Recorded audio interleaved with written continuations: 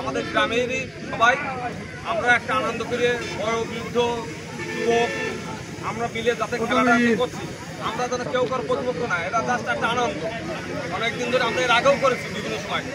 যাই হোক সবার কাছে অনুরোধ থাকবে এরকম যারা কেউ কারো পায়ে লাগালাগি না হয়, মিথ্যা কথা বলি না হয়, যাতে এই নিয়ে কোনো রকম যত্ন না হয়। আমরা যদিও মাঠে আছি তারপরেও আমরা সবাই ভাই ভাই নিজেরা নিজেদের। ঠিক আছে।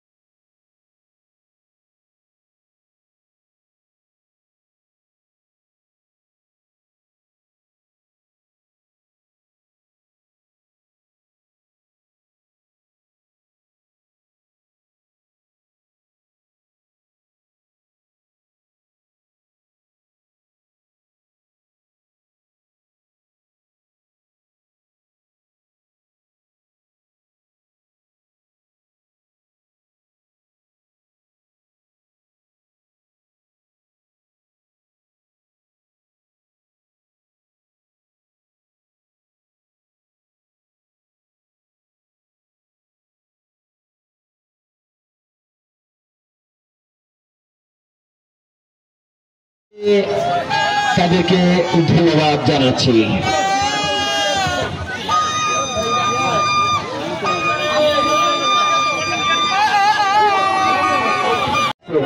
দারুণ একটা চিন্তা, এই প্লেয়ারদের জন্য মহামূল্যবান আমি বলবো, কারণ প্রাইজ মানে মহামূল্যবান।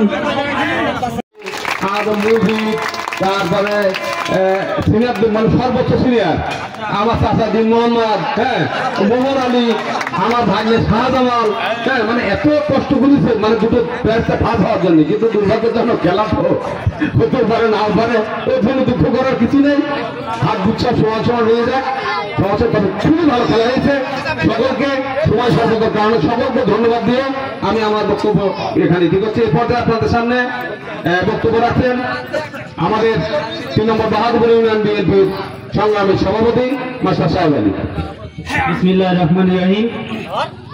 আজকের এই বোয়ালিয়ায় যে আমরা এর আগে দেখেছি, আমরা বিভিন্ন ক্রিকেট টুর্নামেন্টের আয়োজন করে থাকি, কিন্তু সেই সমস্ত ছেলেরা যারা আজকে একটি সুচিন্তিত মতামত নিয়ে সুচিন্তিত মাথায় একটি সুন্দর ফুটবলের যে আয়োজন করেছে, আমার প্রিয় নেতা মরহুম শহীদ প্রেসিডেন্ট জিয়াউর রহমান এবং তারই সন্তান শহীদ আমাদের আরাফাত রহমান কোকর স্মৃতিকে চারণ করেই তারা এই কাজটা করেছে।